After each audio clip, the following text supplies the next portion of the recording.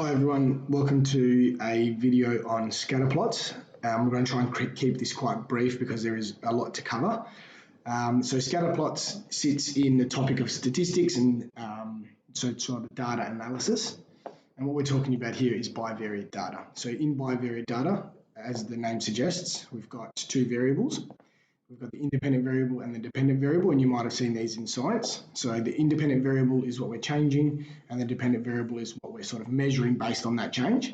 So a little example down here, and when I'm trying to figure out which is the independent variable and which is dependent variable in a given question, I set up this little sentence where I say something depends on something, and so I put the two variables in these positions and I try and figure out which one makes sense. So in this example down here, I'm going to put smoking here and lung cancer there. Now, does it make sense to say that the amount of smoking in a population depends on the amount of lung cancer in that population? And that doesn't really make sense. But it would make sense if I put lung cancer here and smoking there and said that the amount of lung cancer in a population depends on the amount of smoking that occurred. All right. So you can see here that if lung cancer depends on smoking, then lung cancer is the dependent variable, all right?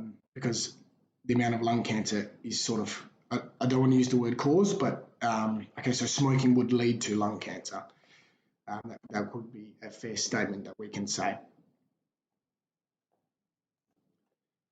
So eventually what we're going to be doing is putting those two variables on an axis like this. And the little note here was always on the horizontal axis for the independent variable, okay, which is generally we call x. So you're always going to put your independent variable on this x-axis. Okay, so we use Scatterplots when we have a whole lot of data. So you can see here each one of these dot points is a relationship between lung cancer, or sorry, smoking, because we said that was the independent variable, so smoking down here and the amount of lung cancer up here. Right, so we're sort of comparing what link is there between smoking and lung cancer. Now the closer, so you can see we've got like a scatter of dots here. So the closer that scattering of dots is to a straight line, for example, here, so the closer it is to that sort of perfectly straight line, or even that, the closer it is to that straight line, the stronger the relationship. Okay, so, and by the way, throughout the video here, you can see I've got the syllabus points for Mathematics Essential, just to give you a bit of a heads up on these are some of the things that you need to be learning on those particular slides. So, when we're describing the relationship between, for example, smoking and lung cancer, which you'll see on the next slide, we can describe them in terms of form, direction, and strength. So when we're talking about the form, we're talking about, okay, well, is the scatter plot that's forming, is it a straight line, i.e. linear, or is it turning into some sort of curve?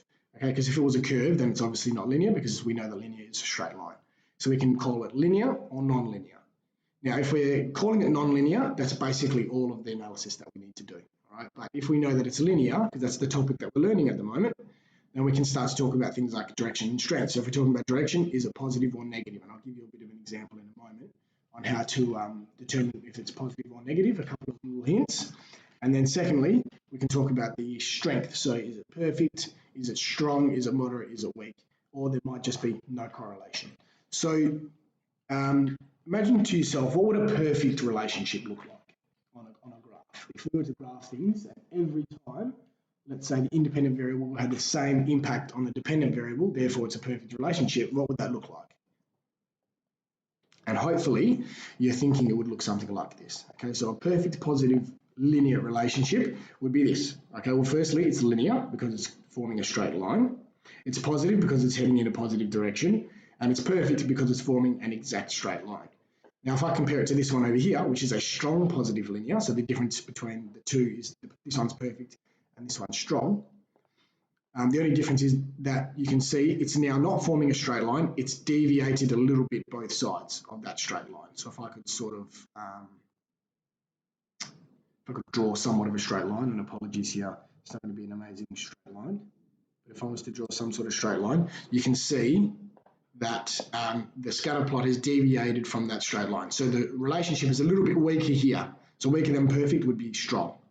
And that's the example that we're giving here. So what we're saying here is that the more smoking that occurs, all right, smoking down here, the more smoking that occurs in a population, the higher we would expect their lung cancer rates to be. So for example, this person here might smoke 1 cigarette a day, so they would have a low, probability of getting lung cancer.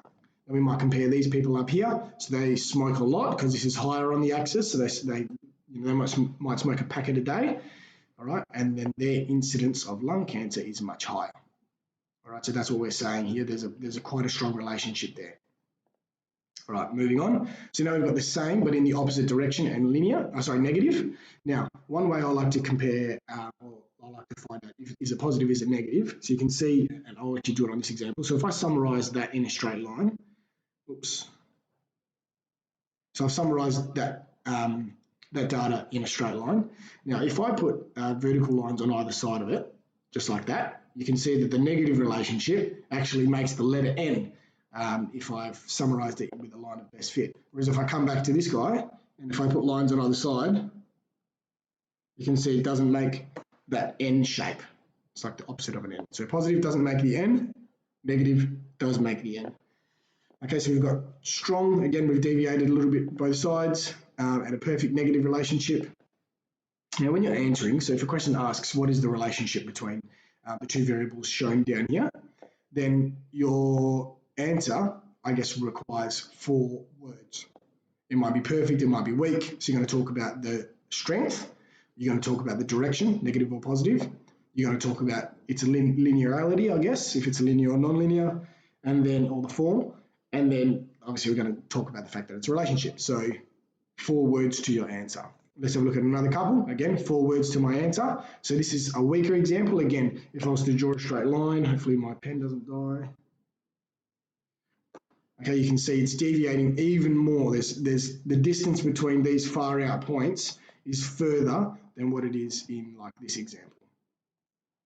Okay, so this is a weak negative and a weak positive. Okay, some examples on this is, let me find a good example. Okay, number of hours spent keeping fit and the number of annual visits to the doctor. Okay, so what we're suggesting there is the more time you spend keeping active, the less likely you're going to see the doctor. That doesn't happen in every case because obviously there's lots of factors that would impact that. You know, do you smoke? Do you have a family history of, I guess it might be sort of ailments. So there's a lot of other factors that might be contributing to it. And that's why it would be a sort of weaker relationship. All right, so that is determining the relationship between 2 variables. Now we're going to move on to what's called the line of best fit. And basically what a line of best fit does is it summarizes the data. So you can see as I was going along, I was sort of drawing a straight line in the middle of the data, and I had roughly the same number of points either side of the line. It doesn't need to be perfect, exactly the right number. You can see it doesn't really matter where I start on the y-axis and draw the line, as long as the line that I draw summarizes the data. Now, this obviously wasn't a very good example because you can see the distance, like there's way more points on this side than there are on that side, and the distance is very short between all of those points, but the distance on this side is very long. So that was an example of not a very good drawing, whereas this is a much better example because you can see it's almost exactly in the middle of all of those points, and it summarizes the data much more neatly.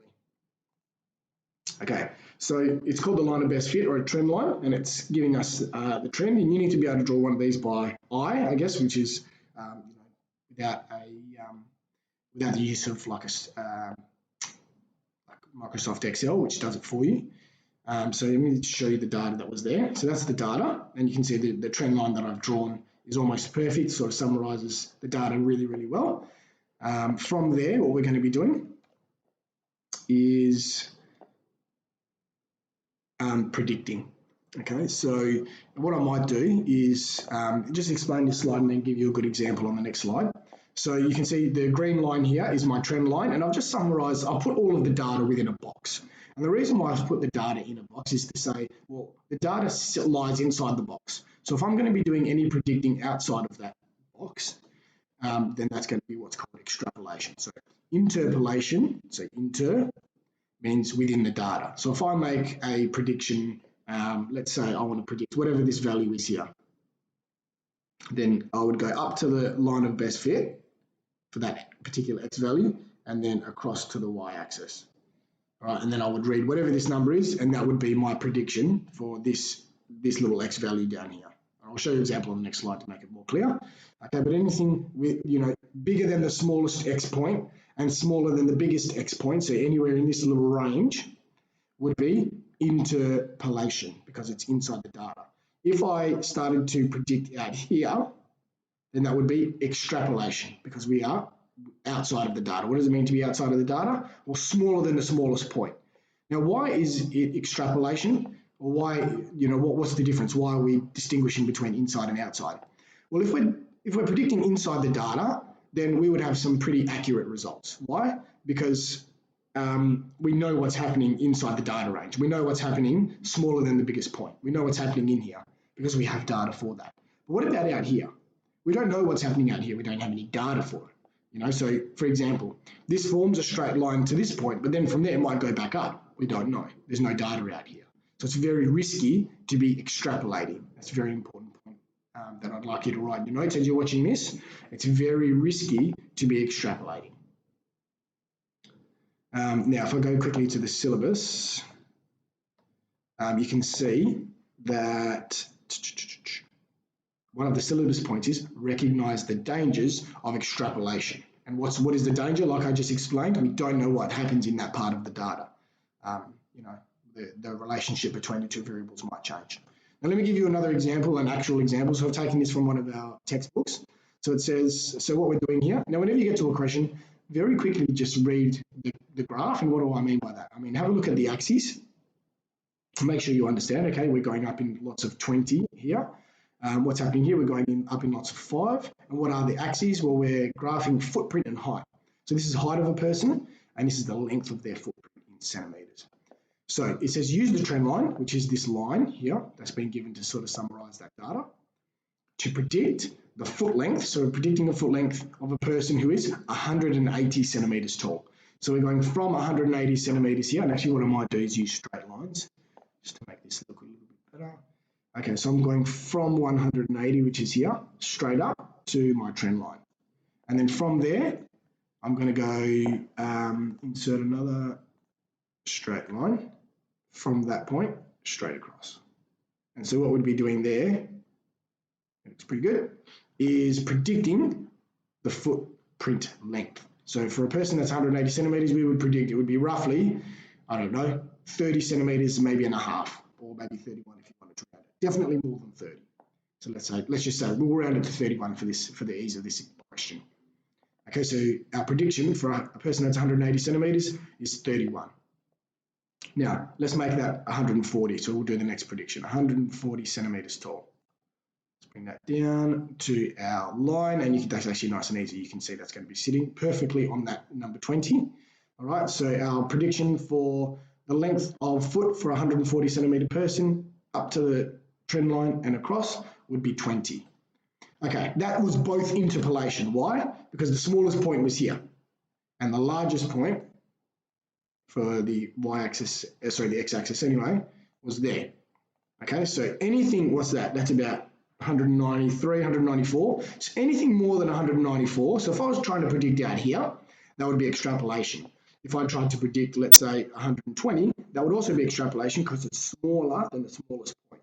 So I've got a question here. What if it said predict for 200 centimeters in height?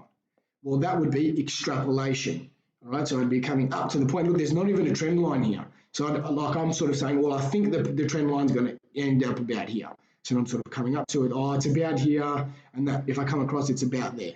And that's really risky because it's inaccurate. And obviously, as mathematicians, we want to be as accurate as possible. So extrapolation is very risky because we don't know what the data does.